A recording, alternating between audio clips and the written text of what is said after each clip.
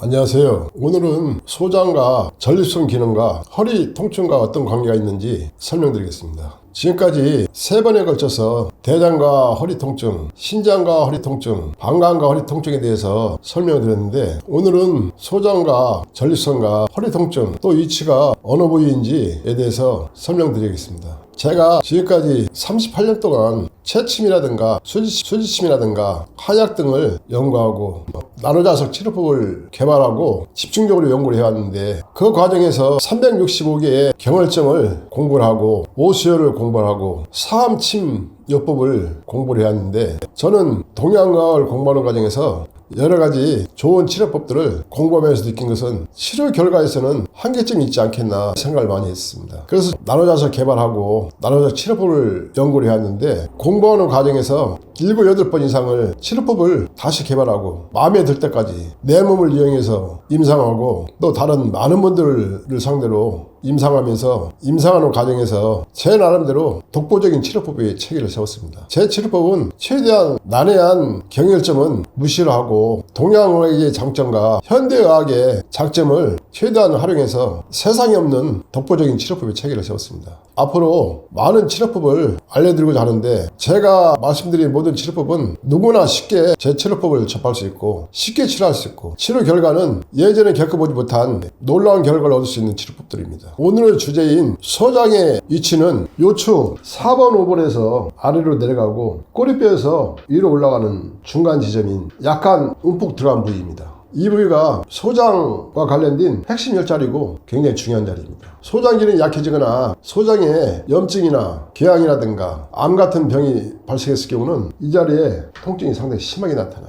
또 소장이 약해졌을 때도 이 자리에 통증이 나타나는데, 이 자리에 약간 움푹 들어간 부위를 중심으로 눌러보면 통증이 감지가 되고, 누웠을 때는 통증을 더 많이 감지되는 문제가 또 있어요. 여기 통증이 있다는 것은 소장 기능이 많이 안 좋거나 소장에 병증이 있다는 신호라고 볼 수 있어요. 그래서 이 자리에 통증이 심하고 힘든 경우는 이 자리를 반드시 취해서 다스리고, 두 번째로는 소장의 중요한 혈자리는 배꼽하고 아랫배 뼈 중간 지점에 관행이라는 혈자리가 있는데, 이 나노자석으로 넓게 덮어서 다스리면은 소장에 염증이 있거나 궤양이라든가 증상이 심한 소장 질환도 어렵지 않게 치료가 가능합니다. 다음으로는 역시 척추에도 전립선의 병증이 발생하면은 통증이 발생하는데, 전립선 위치는 꼬리뼈 아래쪽에 전립선과 관련된 중요한 혈자리가 있어요. 전립선 기능에 문제가 발생하면은 꼬리뼈 아래쪽으로 상당히 불편하고 힘든 통증이 나타나거든요. 특히 밤에 누워서 잠잘 때 이 부분에 통증을 많이 느끼게 되고, 또 아침에 일어날 때 전립선 부위의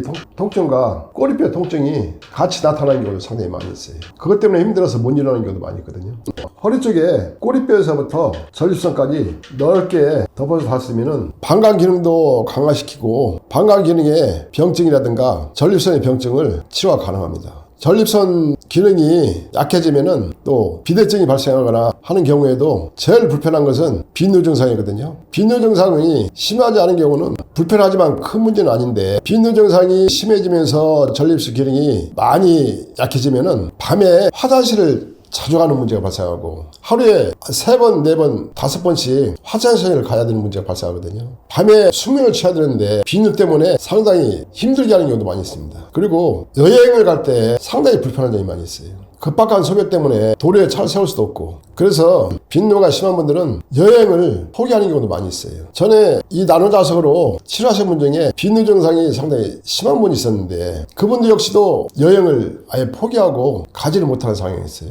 이 나노자석을 치료하고 며칠 있다 전화 왔는데 효과를 많이 보시고 광주까지 가시는데 휴게소 한번 들리고 갔다는 말씀 하시더라고요. 그때는 저도 상당히 뿌듯한 감이 있었고, 그분은 저보다도 훨씬 더 좋아하셨겠죠. 전립선 증상이 심해지면 이 자리도 역시 마찬가지로 똑같이 통증이 심해지는데, 전립선염이라든가 특히 전립선 암에 증상이 심해졌을 경우는 못 견딜 정도로 심하게 통증이 오거든요. 또 여기서만 통증이 끝나는 것이 아니고 하체에 혈액순환 장애가 심하게 오면서 장단지 쪽이라든가 하체에 통증이 심하게 오는데, 어떤 분들은 암 치료하는 것보다 다리에서 온 통증 때문에 더 고통스럽고 못 견디는 분들도 계세요. 그런 분들은 전립선암을 치료하는 것이 목적이 아니고 다리에 발생한 통증을 치료하는 것을 더 중요시하는 경우도 있어요. 극심한 통증이 오다 보니까. 그런 경우는 병원에서 통증 치료하는 암 패치를 붙여주는데 그걸로도 효과가 없으니까 나중에 이 나노자석으로 치료하셨는데 암 패치를 안 붙이고 병원에 가서도 이것만 붙여서 사용하시고, 또 어떤 분은 병원에 입원해서 전립선암을 치료하시는데 의사는 이걸 사용 못하게 하니까 의사하고 3일간 싸우고 결국은 의사도 오케이 하고 사용한 사례도 있었어요.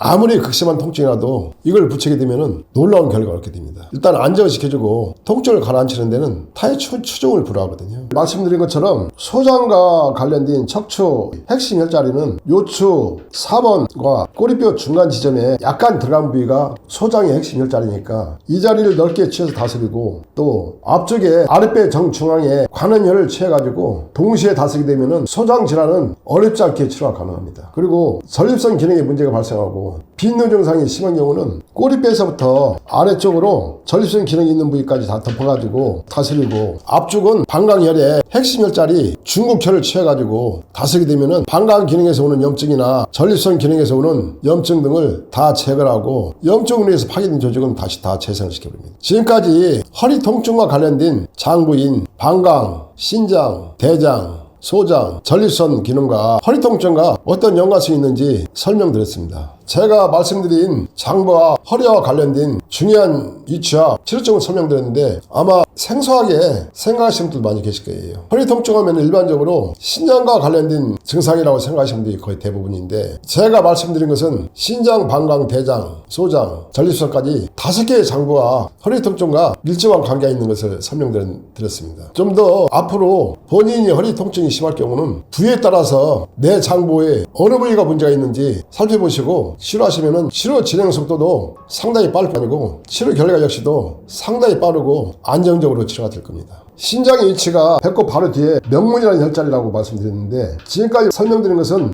허리 통증을 주변에 가지고 장부와 관련된 치료법을 설명드렸고, 다음에는 이 5개의 장부를 벗어난 위장이라든가 간이라든가 심장이라든가 폐라든가 그 장부와 관련된 척추 혈자리를 설명드리겠습니다. 그리고 지금까지는 장부와 허리와 관련된 위치를 설명드렸지만 앞으로 제가 오랫동안 허리 통증 때문에 고통받는 분들을, 많은 분들을 치료해드렸거든요. 그 중에 가장 기억이 많이 남고 또 가장 힘들었던 분들 몇 분을 정리해서 허리 통증 치료 후기를 알려드리겠습니다. 오늘은 여기까지 설명드리고 다음 시간에 뵙도록 하겠습니다. 감사합니다.